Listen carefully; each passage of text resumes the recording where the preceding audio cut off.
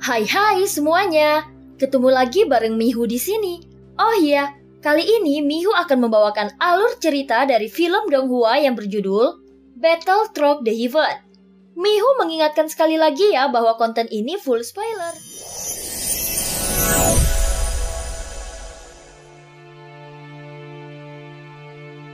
Melanjutkan dari kisah sebelumnya. Sebelumnya setelah membebaskan Yongdong dari salah satu 9 peti mati, Xiaoyan memasuki ruang Lingsu. Dia segera mengeluarkan Dinmo dari bendera penekan jiwa dan bertanya hal yang ingin diketahuinya.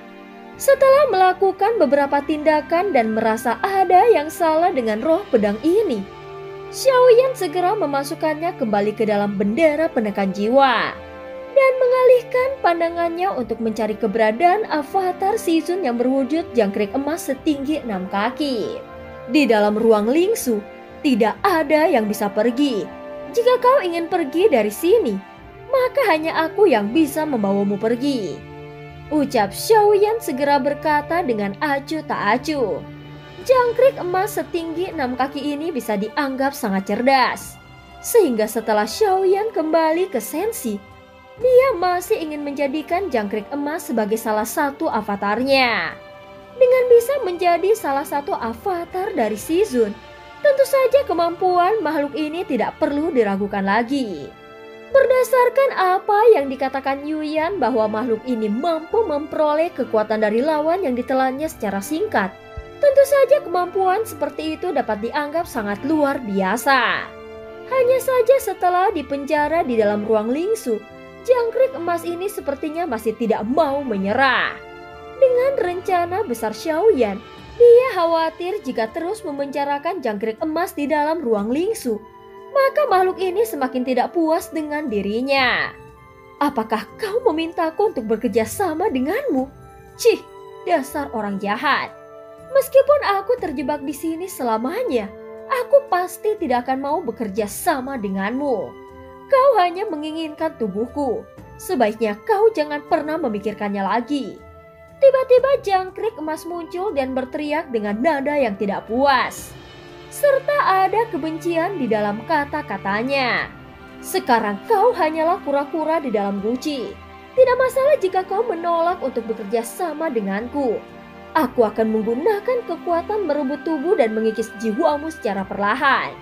Ucap Xiaoyan. Melihat jangkrik emas setinggi 6 kaki itu begitu tangguh, Xiaoyan sedikit mengangkat sudut mulutnya. Xiaoyan berpikir bahwa jika dengan kelembutan tidak mampan, maka dia harus bertindak dengan keras. Faktanya jangkrik emas sangat takut dengan Xiaoyan sejak awal. Lagi pula sejak lepas dari kendali Shizun, dia menghabiskan waktu bertahun-tahun yang tak terhitung jumlahnya dan baru saja melahirkan kebijaksanaannya. Jadi secara tidak sadar, Shizun masih menjadi momok yang menakutkan baginya. Tidak mungkin tubuhku akan diambil alih oleh dirimu lagi. Mengapa kau masih sangat agresif seperti dulu? Jangkrik emas jelas masih sangat ketakutan melihat Xiaoyan yang memiliki tanda dari Shizun. Sebelumnya dia masih memiliki kepercayaan dirinya. Tetapi setelah dipenjara di ruang Lingsu dan tidak menemukan cara untuk kabur dari sini, dia akhirnya menjadi semakin ketakutan dengan Xiaoyan. Menurut apa yang dikatakan Xiaoyan, jangkrik emas ini takut tubuhnya akan diambil sepenuhnya oleh Xiaoyan dan jiwanya terhapus lagi. Bekerja samalah denganku, dan tubuhmu untuk sementara berada di bawah kendaliku. Jika kau bersedia, maka mulai sekarang aku akan membebaskanmu. Mengapa kau tidak mau melakukannya? Xiaoyan secara alami melihat ketakutan pada jangkrik emas. Sekarang dia mencoba menggunakan rasa takut di hati jangkrik emas dan hanya dengan begitu, dia bisa mengubahnya menjadi avatarnya. Jika Xiaoyan mempertahankan jiwa jangkrik emas di tubuhnya, maka itu bukanlah hal yang baik untuknya. Tanpa menghapus jiwanya, itu akan membuat avatar menjadi tidak stabil. Tentu saja jika pada saat kritis jiwanya memberontak, maka konsekuensinya bisa menjadi bencana. Tetapi jika Xiaoyan mencoba menguasai tubuhnya secara paksa, maka akan sulit baginya untuk berhasil melakukannya. Bagaimanapun jangkrik emas ini tidaklah lemah. Pada dasarnya kekuatannya dapat disimpulkan setidaknya berada di ranah keabadian para dewa. Hanya saja Xiaoyan tidak bisa memastikan tingkat keabadiannya. Meskipun Xiaoyan telah menembus langkah ke-9 keabadian kaisar, namun masih ada kesenjangan besar antara dua ranah ini. Sehingga Xiaoyan harus membayar mahal jika secara paksa berani merampas tubuhnya. Cara terbaik saat ini adalah dengan mengajaknya bekerja sama dan mengendalikan tubuhnya untuk sementara. Dengan ketakutan jangkrik emas pada Shizun, maka kemungkinan ketidakpatuhannya tidak akan terlalu tinggi. Tentu saja selama Xiaoyan bisa mengontrol tubuhnya, dia dapat menemukan sesuatu yang salah padanya. Pada saat yang sama, Xiaoyan juga bisa langsung menyegelnya di salah satu 9 peti mati. Cih, aku tidak percaya padamu. Jangkrik emas berkata dengan dingin dan menatap sinis ke arah Xiaoyan. Hahaha, sekarang kau tidak punya pilihan. Seketika Xiaoyan langsung menjawabnya dengan mengangkat bahunya. Kenapa kau masih jahat seperti dulu? Dasar makhluk yang tidak tahu malu.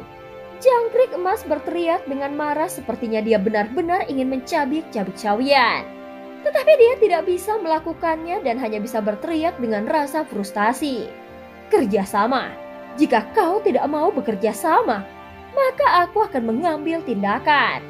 Ucap Xiaoyan tersenyum tipis saat menatapnya sepertinya dia punya peluang untuk menang. Dan tampaknya jangkrik emas tidak berani menghadapinya di sini. Tentu saja Xiaoyan mengetahui hal ini karena dengan temperamen jangkrik emas, dia pasti sudah menyerang Xiaoyan. Hahaha, bagaimana jika jiwamu benar-benar keluar dari tubuhmu kemudian membiarkannya menghilang begitu saja di udara? Ucap Xiaoyan berkata dengan nada sarkasme ke arah jangkrik emas. Siap, walaupun kita harus bekerja sama, tetapi harus ada batas waktunya. Siapa yang tahu jika kau akan berubah pikiran di tengah jalan? Ucap jangkrik emas setinggi 6 kaki langsung menggertakkan giginya dan berkata dengan tidak berdaya. Kau terlalu berisik. Kau mau atau tidak? Ucap Xiaoyan langsung berteriak sambil mengerutkan keningnya. 1000 tahun. Tidak, aku akan memberimu waktu paling lama 10.000 tahun. Ucap jangkrik emas setinggi 6 kaki dengan paksa mengatakannya sambil menggertakkan giginya. Baiklah, aku akan memberimu kebebasan dalam waktu 10.000 tahun. Ucap Xiaoyan berkata sambil mengangguk puas. Sebenarnya Guntur Ekstrim juga memiliki konsensus dengan Xiaoyan. Namun dengan peningkatan kekuatannya, maka perjanjian itu ikut berubah dengan sendirinya. Adapun masalah batas waktu, pada akhirnya itu tidak akan menjadi masalah. Bagaimanapun juga perang antara Senshi dengan Taisu pasti akan berakhir dalam waktu ribuan tahun. Dan saat ini dia membutuhkan kekuatannya hanya untuk membantunya melawan invasi Taisu. Jadi 10.000 tahun sudah dianggap sangat cukup bagi Xiaoyan. Sekarang tenangkan pikiranmu. Aku tidak akan sepenuhnya mengambil alih tubuhmu. Selama periode ini, kau berada di bawah kendaliku.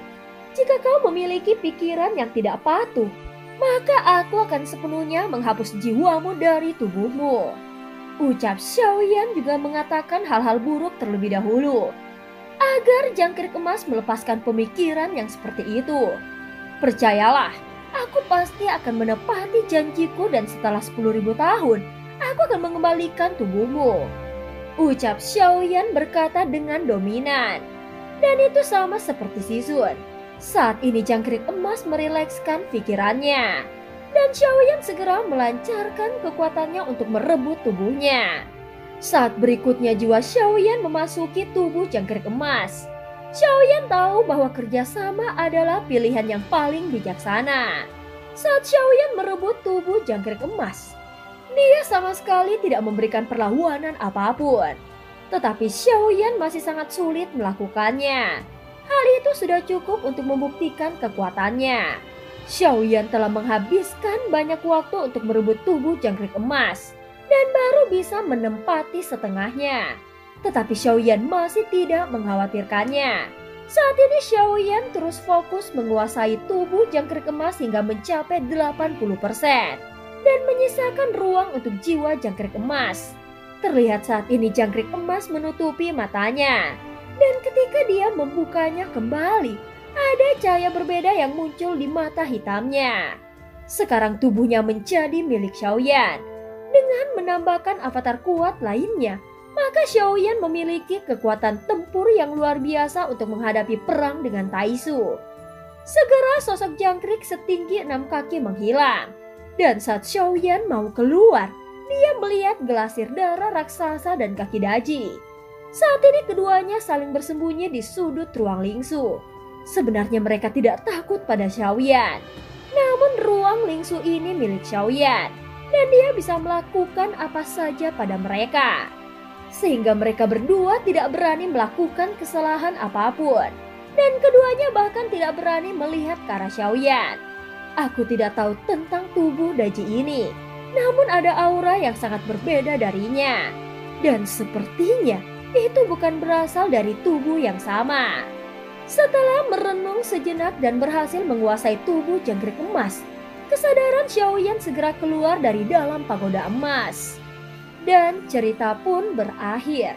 Terima kasih udah dengerin Mihu dari awal sampai akhir ya. Jangan lupa untuk like dan subscribe. Sampai jumpa.